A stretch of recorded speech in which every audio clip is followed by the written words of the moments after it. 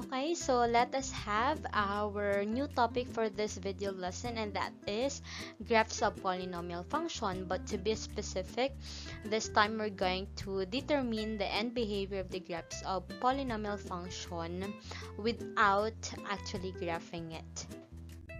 So our learning target for this video, I do hope after watching this video, you will be able to identify the end behavior of the graph of polynomial functions. So here, before we start, we'd like to have a recall also of the characteristic of the graph of polynomial function. We all know that graph of polynomial functions are considered smooth and continuous. What do we mean by smooth? When we say smooth, it has a smooth curve and with no corners or sharp points. And if it is continuous, it has no gaps, breaks, or holes. Okay, so based on the characteristics stated, let us have a short recap of different graphs, and I'd like you to identify which of the following pool of graphs is or considered graph of polynomial function. So we have here 6 different graphs. So which of this is or are considered graphs of polynomial functions?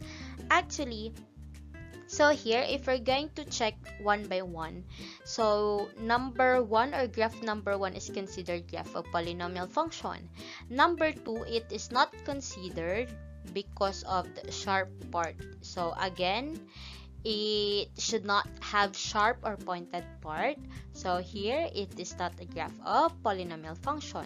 Same goes with number 3. As you can see, we do have here breaks or holes. So it is not continuous. Therefore, it is not a graph of polynomial function as well. For number 4, yes, it is a graph of polynomial function. Later on, we will have a short recall as well of the previous topic that you had when you were in grade 8 and grade 9. Okay, and for number 5, yes, it is a graph of polynomial function as well, because as you can see, we do have here smooth and continuous graph. But for number 6, so it is not a graph of polynomial function as well, because we do have here a sharp or pointed part of the given graph. Okay, so based on our previous activity, I presented, or we had our different graphs wherein you determine which one is considered graphs of polynomial function. But this time, I'd like to be specific, and I'd like to share to you this one. So if it's a constant function, the graph looks like this, a horizontal line. And for linear function, it's a straight line. So a while ago, number 4 or graph number 4 is considered graph of polynomial functions because we do have linear function. And if we're going to graph linear function, mostly it is a straight line, but it's slant line based on the slope of the given equation or function. Next is, when you were in grade 9, you were able to graph already quadratic function, and it is called parabola. So here's the graph of quadratic function. And for cubic function, we do have here the cubic curve, or somehow a wavy graph. So as you can see, there's no pointed part, it's smooth and continuous, there's no break or hole. So it is considered a graph of polynomial functions, the cubic curve. And for quartic function, we do have here as well the graph of quartic functions, a representation. And representation of kinetic function or 5th degree polynomial function. So here's the graph as well. Okay, so since we do have various graphs a while ago, so actually guys, we can already determine the behavior of the graph of the given polynomial function without actually graphing it yet. And that is what we call the end behavior.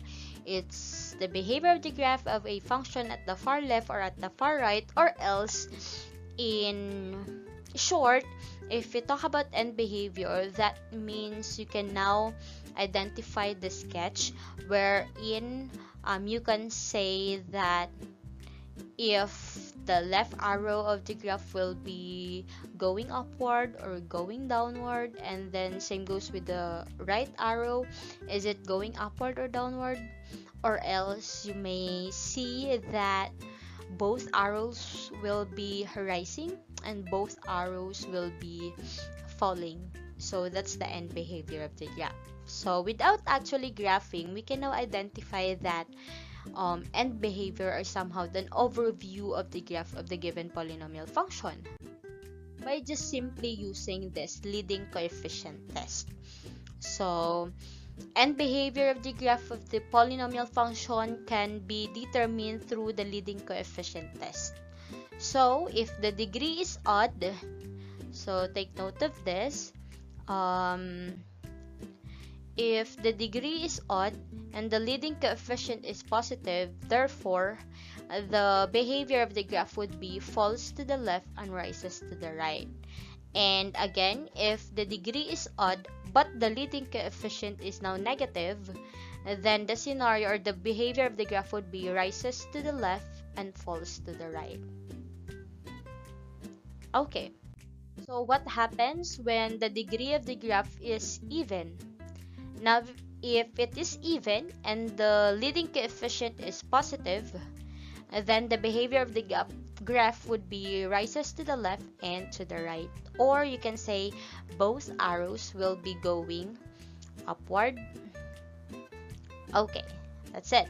And if the degree is even but the leading coefficient is negative, now the behavior of the graph will be falls to the left and to the right, or you can say both arrows will be going downward. Okay, so since we can now determine the end behavior of the graph, this time I'd like you to determine as well what would be the maximum number of the what we call turning points of the graphs of polynomial function. Now let's see if you can also discover out of the given illustration. So here I hope you can relate. So here for cubic function, let us observe the given representation of the graphs of each polynomial function. For cubic function, we all know cubic function, it's a function whose degree is 3 or in third degree polynomial function. So the degree is 3, but here as you can see, this is what we called our turning points. So turning points, these are the points where the graph changes from increasing to decreasing or vice versa. So these are our turning points. So if it's cubic function, we might have 2 turning points. And for quartic function, so what is it all about? Quartic function, we all know if it's quartic function, the degree is 4 or fourth degree polynomial function. And as you can see here in our representation, how many turning points do we have? We do have 3 turning points if it's quartic function. And for quintic function, we can have 1, 2, 3, 4. We can have 4 quintic function. Now, so what do you think would be the possible formula for us to identify easily the number of turning points without actually graphing it?